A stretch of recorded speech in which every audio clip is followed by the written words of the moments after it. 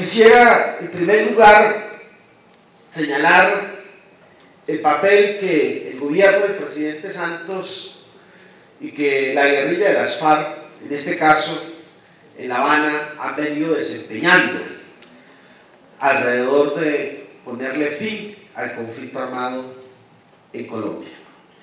Es importante señalar, compañeros y compañeras, que en La Habana no se discute la paz de Colombia. En La Habana se discute una agenda que busca ponerle fin al conflicto armado en Colombia, que lleva ya más de 50 años, por hablar del último conflicto, porque aquí tenemos más de 500 años de estar en conflictos. Y si bien esa no es la paz de la que tanto hablamos nosotros, nosotras, sí es un elemento incondicional para avanzar en la consolidación de una paz duradera y verdadera para todos los colombianos y las colombianas.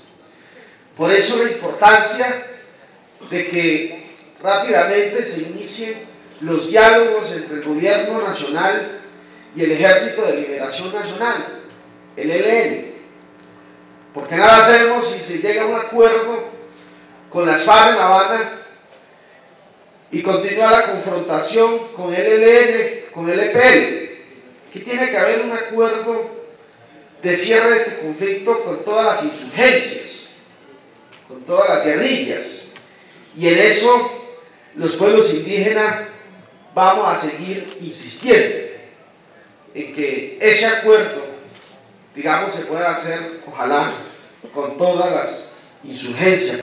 Entonces yo quiero en primer lugar, digamos, destacar de que este gobierno, el gobierno del presidente Santos, de alguna u otra forma tiene una apuesta por la paz, y yo creo que eso tenemos que valorar y reconocer.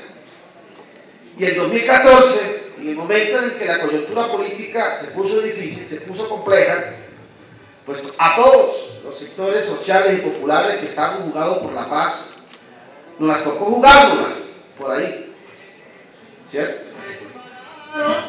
Pero también es importante, para que un proceso de paz avance, tiene que haber disponibilidad de diálogo de ambas partes, porque en un proceso de negociación, como cualquier proceso de negociación, las partes tienen en algún momento que ceder sus posturas. Hoy el proceso de diálogo ha avanzado en 3 puntos: en el tema de tierras, en el tema de participación política y en el tema del narcotráfico.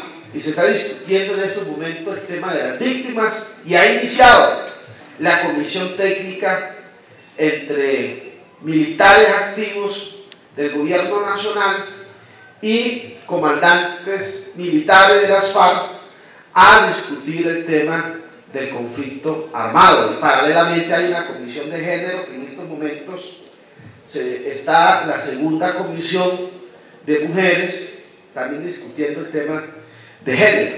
Entonces uno pudiera decir, bueno, de 5 puntos van 3. Uno diría entonces va un 50-60% de los avances. Eso realmente es muy difícil poder calcularlos en términos de porcentaje, cuál es el nivel de avance. Porque si bien se ha avanzado en 3 puntos, existen más o menos alrededor de unas 30 salvedades, 28 salvedades en las que no han habido acuerdo entre las partes. Por ejemplo, el tema del acceso a la tierra. La génesis del conflicto colombiano está asociada a la tierra, y ese problema de la tierra hoy se mantiene y se expresa de distintas formas, y mientras ese problema del acceso a la tierra no se resuelva, se va a mantener el conflicto social, porque ese es un debate realmente y a veces es entendible, que despierta pues todos los intereses asociados a el gran capital terrateniente de los grandes latifundistas, y todo eso está asociado a toda la estrategia paramilitar. Y las reformas agrarias clásicas se hacen de 2 formas: se hace por la vía armada, que Colombia lleva 50 años y ha fracasado, o se hace mediante la intervención del Estado, mediante la expropiación administrativa. Y realmente yo no veo a Sacho expropiándole el ubérrimo a Uribe y repartiéndoselo a los Hermera del Alto San Jorge o a los Celunes. El tema de la extranjerización de la tierra. Y ese es un fenómeno que está afectando mucho a los pueblos indígenas, sobre todo los pueblos de la altillanura, Felipe. Además de saludar el cese unilateral e indefinido que decretó las FARC, insistirle al gobierno nacional en la declaratoria del cese bilateral. Y en eso empuñamos la propuesta de Naciones Unidas, que arranquemos con ese cese bilateral por los territorios de los pueblos indígenas y las comunidades afrodescendientes. Yo estuve hace apenas un par de días en La Habana, en el marco de una delegación del Frente Amplio por la Paz, después que la Mesa de La Habana y el gobierno nacional a través del presidente de la República autorizara esa visita. Sostuvimos una reunión entre el Frente Amplio por la Paz y la Delegación de Paz de las FARC en La Habana. ¿Cuáles son las impresiones que me quedan de esta última reunión que hemos sostenido? La primera, el proceso va por muy buen camino. Y yo no sé, porque en toda negociación es así, Juvenal, toda negociación llega uno a un punto en que no hay retorno en la negociación. Por ejemplo, cuando nosotros estuvimos en la Minga teníamos 5 puntos, pero cuando acordamos con el gobierno el tema de la expedición de los decretos autonómicos, yo sentí que ahí ya no podíamos echar para atrás. Así en los otros puntos no hubiera acuerdo, llega un punto en las negociaciones en que no hay retorno atrás. Y yo creo que las negociaciones en La Habana están llegando, si no han llegado, a ese punto en el que no hay vuelta atrás. Y yo de verdad le preguntaba ahorita al ministro, ahí en voz baja, como él decía, si este año realmente se firmaba un acuerdo de paz en La Habana o no. Eso es difícil de saberlo, porque hay temas duros todavía por resolver, ¿cierto? Por ejemplo, está el tema de la justicia, el sometimiento o no de las FARC a la justicia transicional, todo. Si uno mira todos los procesos de paz en el mundo, ningún proceso de paz con las insurgencias en el mundo ha terminado con las insurgencias en la cárcel. Pero también hoy, de cara a la luz del derecho internacional, existen hoy otros instrumentos de orden internacional que no existían hace 15, 20 años atrás.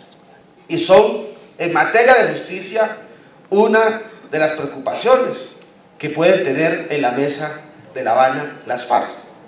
Y en ese intercambio de opiniones que sostuvimos, lo que yo les entendí de manera clara es que no están dispuestos a pagar un solo día en la cárcel.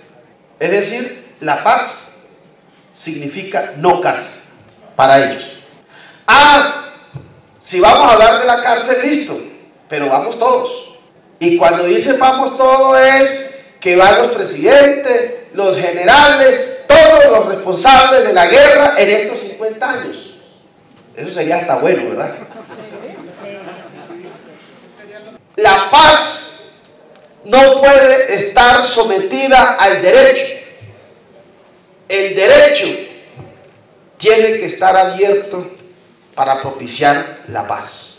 Es un mensaje político y jurídico muy importante para este proceso de diálogo en el que estamos en estos momentos. Porque ahora la apuesta que las FARC tienen en esta materia es restituir el delito político de la rebelión, para argumentar que todas sus acciones se adelantaron en el marco de la rebelión, y como la rebelión es un delito indultable, puedan ser amnistiados. Ese es el planteamiento claro de las FARC, que nos lo socializaron esta semana y que están supongo yo, discutiendo y debatiendo con el gobierno en estos momentos.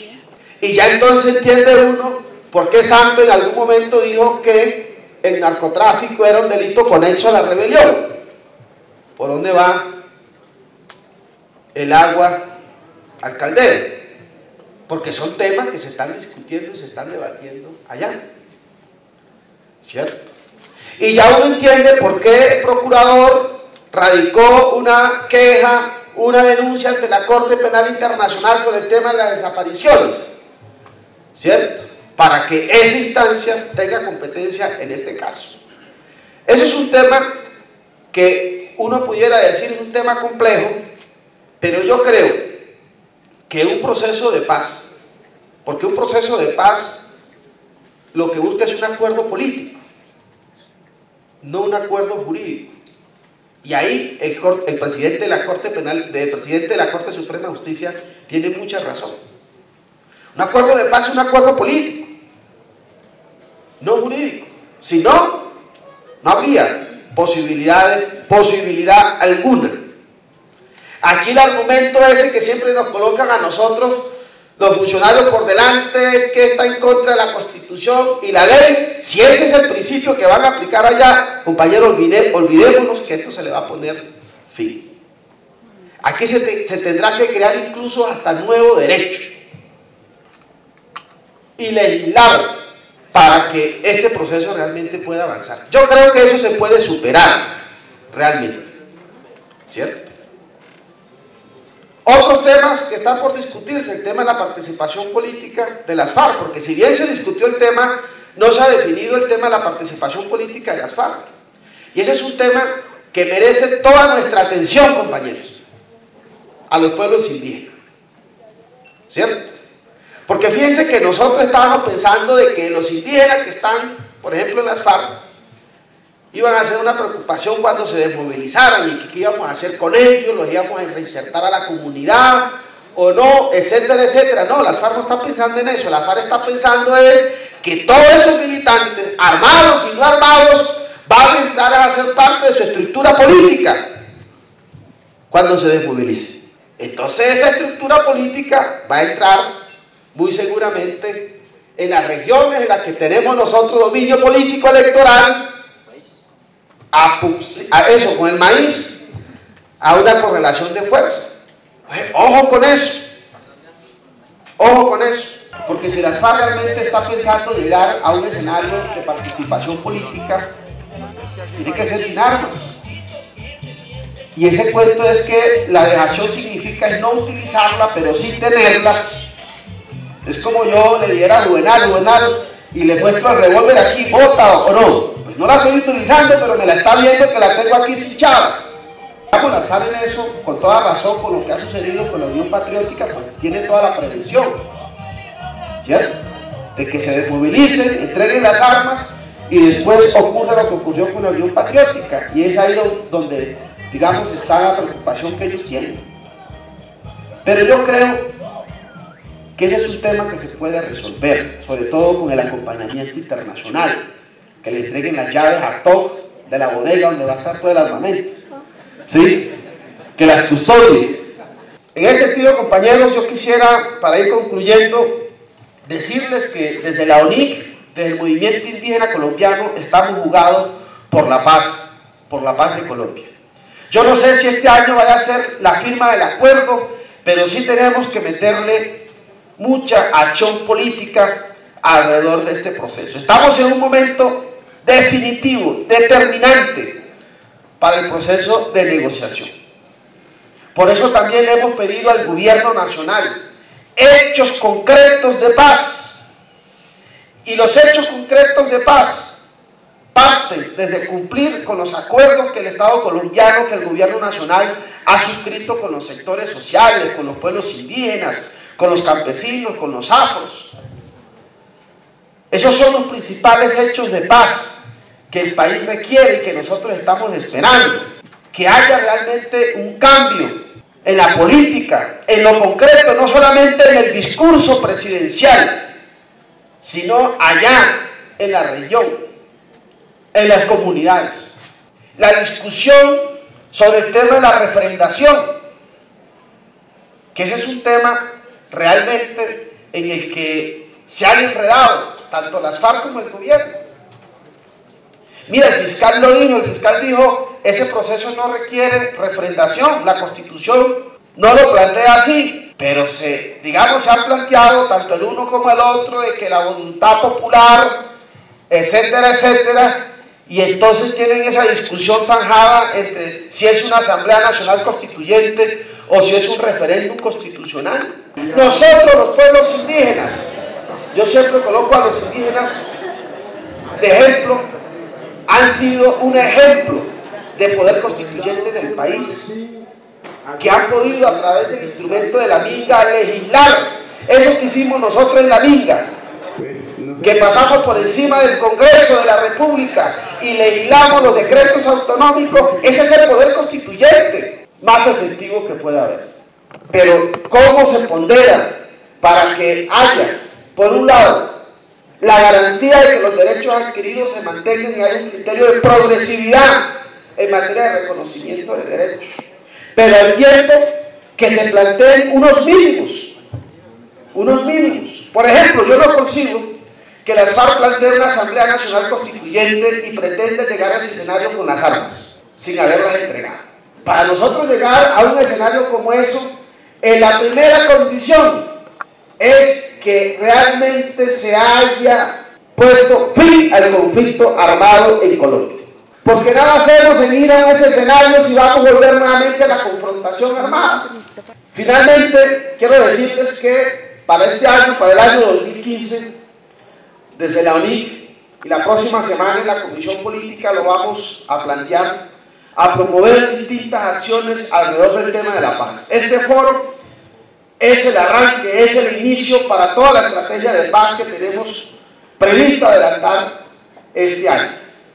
En el marco de la Cumbre Agraria, Campesina y Popular, vamos a realizar una serie de cumbres regionales de paz en varios departamentos, en alrededor de 20 departamentos del país, con distintos sectores alrededor del tema de la paz, y vamos a culminar con una gran cumbre por la paz aquí en Bogotá, de todos los sectores. También en el marco del Frente Amplio, el clamor por la paz y la Cumbre Agraria, vamos a promover e impulsar la marcha del 9 de abril, que es por la paz. Esa marcha del 9 de abril tiene que convocar a millones de colombianos por la paz.